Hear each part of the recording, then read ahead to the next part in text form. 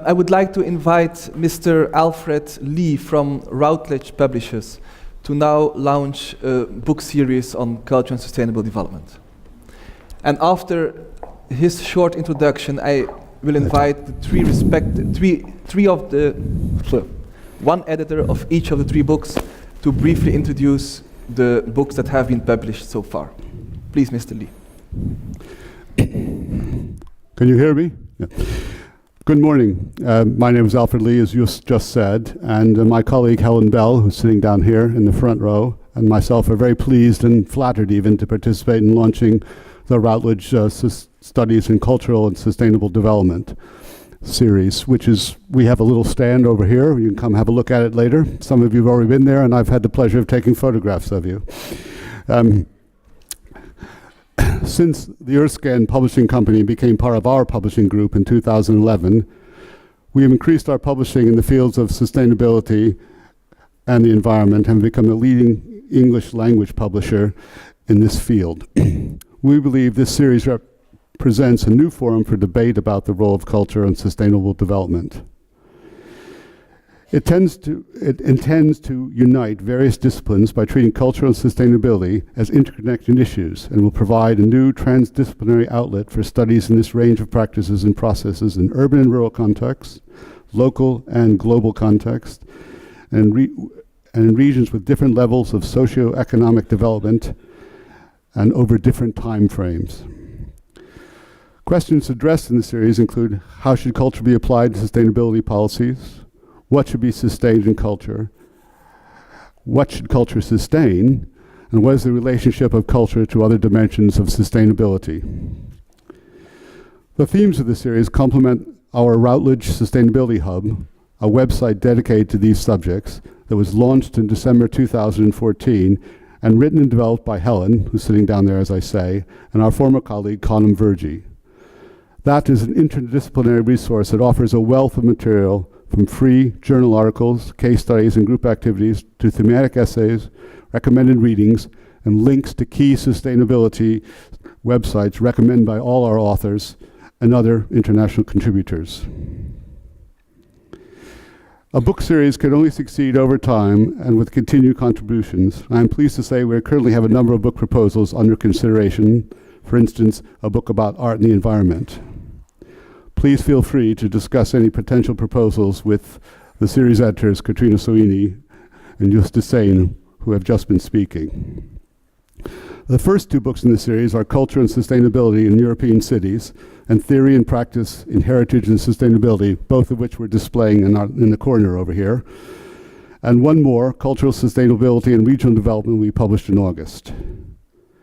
Please do feel free to come by our stand and talk to us. And at any point this week, we'll be here through Friday afternoon. And apart from that, I'd like to hand over to the editors of the three books. You're very welcome.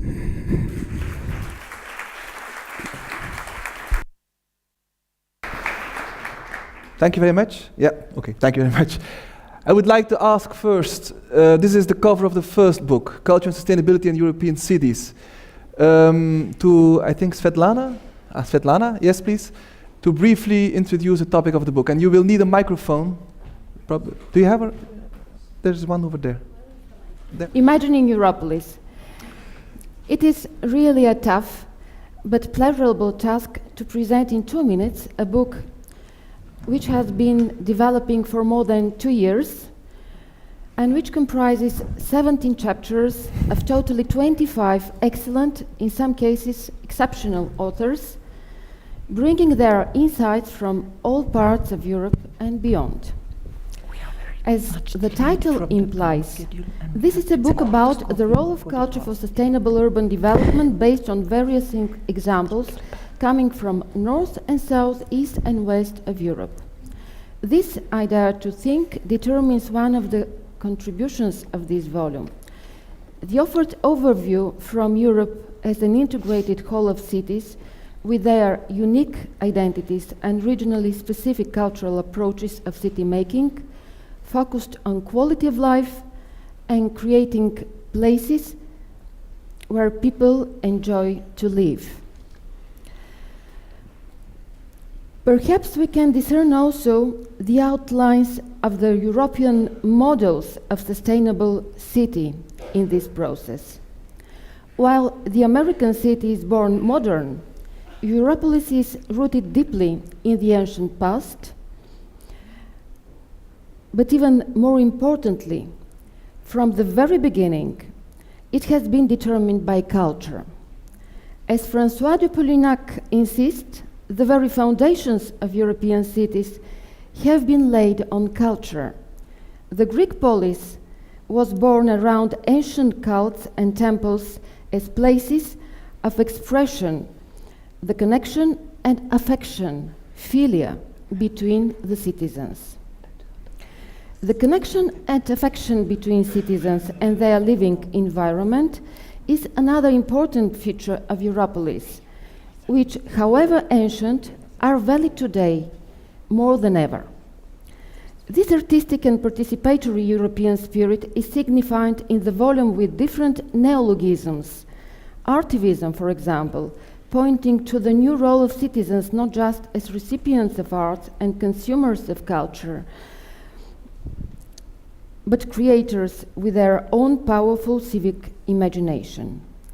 This can be described also as urbactivism, signifying the urban process as a project, bottom-up and top-down at the same time, supported by continuous European urban public policies displayed in political decisions and programs like Urban, Urbact, and many others, creating good funding opportunities and ground for action.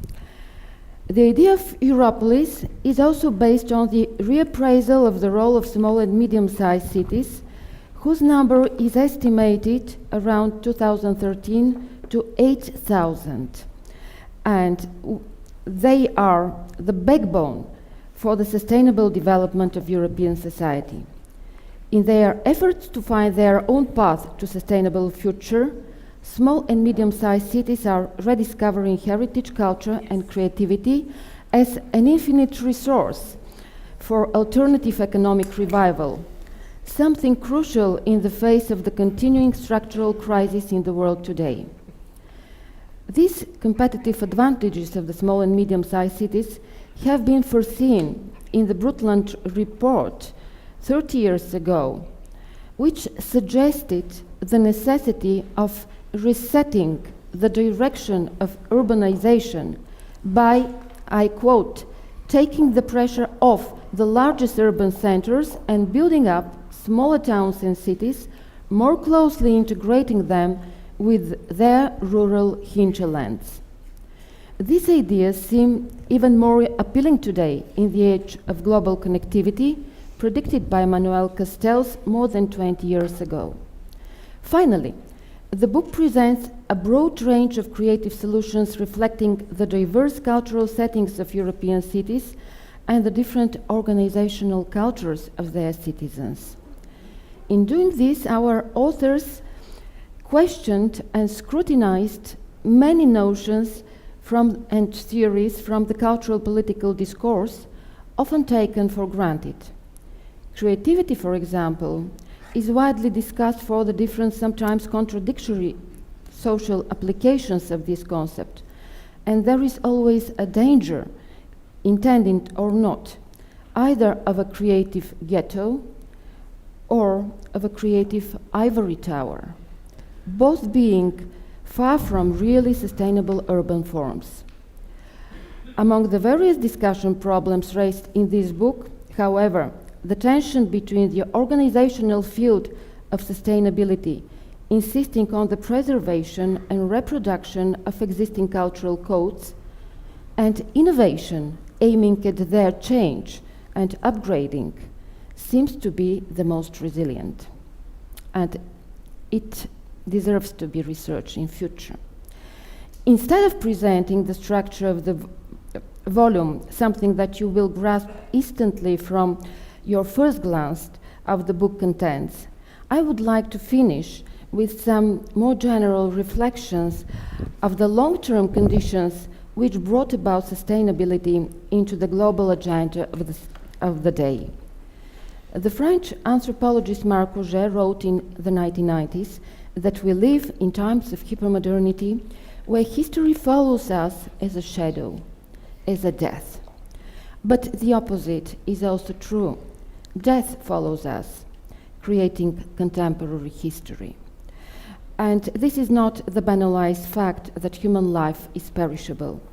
The World War II made it obvious that humanity is perishable by itself. And this seriously shaped the long-lasting belief in human progress enabled by technology.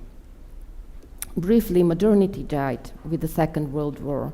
Postmodernity was born, claiming that everything goes. Ultimately, in the last 3 decades, people realized that the Earth is perishable too, and that gave the beginning of the risk society described by Ulrich Beck, one that produces more risks than benefits. Sustainability came to the stage as a key notion. Ultimately, this could lead to very different implications and consequences, ranging from erupting greed and lust for life to self-restriction and consumative denial. The European response to this critically changed life condition is the balanced urban growth addressing human needs and based on the carrying capacity of nature, Europolis. It is, I dare to think, most discernible in the north part of Europe, and it is not occasional that we are gathered now here in Helsinki. For me, this has deeply symbolic meaning. As for the short-term conditions enabling the appearance of the book, I am tempted to mention all its contributors, name by name, but our 2 minutes will be far over. I cannot overlook, however, the editors, Milena Dragišević-Šešić and Nancy Duxbury, with whom we strived to consolidate the whole endeavor into a shared project, and we finally succeeded. We've been doing this together with the Routledge chief editorial assistant Helen Bell, who was always careful and supportive even when she intended to leave Routledge, and I am happy that she is back now again with us. I should also acknowledge Katrina Soini and Just the Seine, equally as our series editors and as cost action chairs. Finally, when all is said possible in 2 minutes, it is time for me to leave the stage, and hopefully it is time for silence for a moment, and hopefully there will be also time for reading the book and for thinking. Enjoy it. Thank you very much. I would like to ask Elisabeth or Claire from France to introduce during 2 minutes, please. Yes. We are running behind schedule. So 2 minutes, please, hello to everyone. introduce your book. So this book, I've just had it 1 minute ago in my hand, so I'm very happy. And so I've lost the paper, so it'll be very quick. Just a first thought for Graham, who has a very sad event in his family, and who very sadly is not here today, and that's very sad. But he will be with us tomorrow. And so we decided that we wouldn't thank everyone, of course, but I think it is important just to say that in this book there are 12 chapters, and for each chapter several contributions, several authors, so of course we won't thank everyone, but I think what is important in this book, like the others, are really a co-production, co-construction from the whole cost action. Because I think these books would never arrived here today if we hadn't had this work together for these 3 or 4 years. All the discussions we had in the workshops, in the conferences, and also drinking beers in the evening, and all the coffee breaks, and all these important social moments have contributed, I think, in enriching this book. So I would like to thank all the whole cost action and all the members, and of course Jost and Katrina for keeping us together for all these years and making these books arrive. So concerning this one, so I did thank people, but I think it was necessary. And just for this book, which is called Theory and Practice in Heritage, but it wasn't exactly the title we were thinking of at the beginning, but now we're in a series, so we changed a bit the title. But at the beginning, we were thinking about memory, identity, and place. So I think this is what is important in the book. We do consider heritage, and maybe not exactly as Katrina was explaining in the frame. I don't think it's the conservative approach which is the most important in the book. On the contrary, I think we try to see how heritage is really a people-centered process. The book is titled Between Past and Future, and I think it really means that we have all the chapters in the book tries to see how heritage, which is taken in a very broad sense, really talks about everyday heritage, about ordinary heritage, about living heritage, how people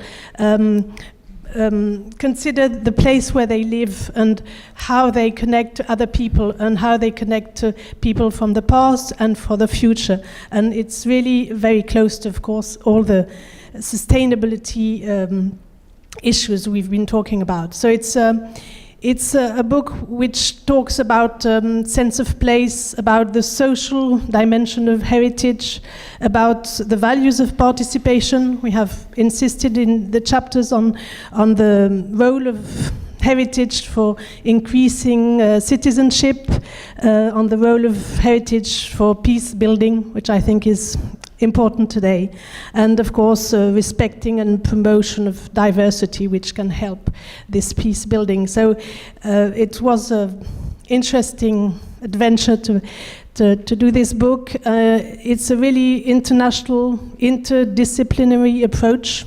I won't explain all the countries, just a few: Poland, Estonia, Croatia, Belgium, France, UK, Norway, Cyprus, Serbia, Italy. So a lot of contributions from all over Europe, different interdisciplinary approach, which I think makes a book that I hope you will have a pleasure to read. Thank you. Thank you very much. And finally,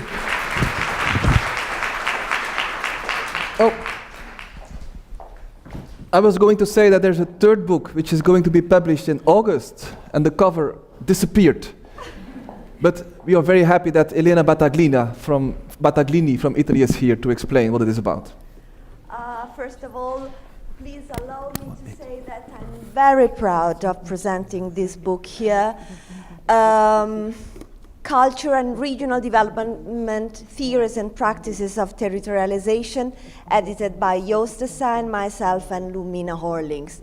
We are very proud because for the first time we brought to the fore of the Anglo-Saxon literature the notion of territorialization as a new way of framing culture and the role of culture into regional development.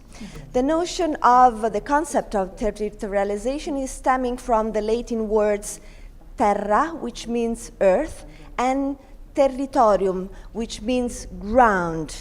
Therefore, territorialization offers a clear understanding of the intertwining, interlinking of the natural features of a place with the culture of that place.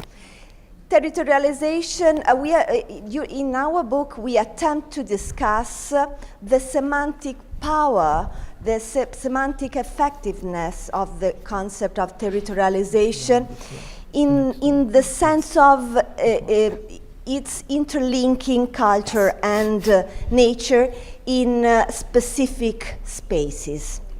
Territorialization in our book has been discussed through 15 cases coming from all around the world. We have been wonderful contributor from North America, South America, Africa, passing through Europe and Asia, and going to New Zealand in Australia.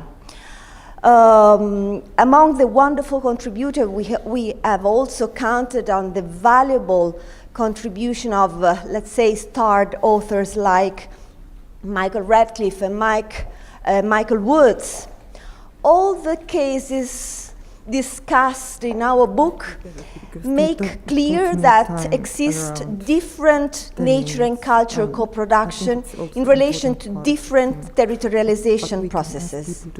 Therefore, we could assert that the conceptual strength of this notion of territorialization lies precisely in that it could frame different co-production of nature and culture within specific strands of time-space. Therefore, unlike a broader concept like sustainable development, which could be located at any time in any space, territorialization offers an improved understanding of the processes underlying regional development, allowing scholars and practitioners to better analyze the interests at stake, the stakeholders at play, and the valued resources to be taken into account for development initiatives and paths. Last but not least, allow me to say that we are proud of this book because it was really a learning process among the editors, among the authors, among the wonderful publisher Routledge and its referees, blind referees, and which give us challenges, insights, and we are really grateful for this chance we have. Thank you very much. Thank you. Now,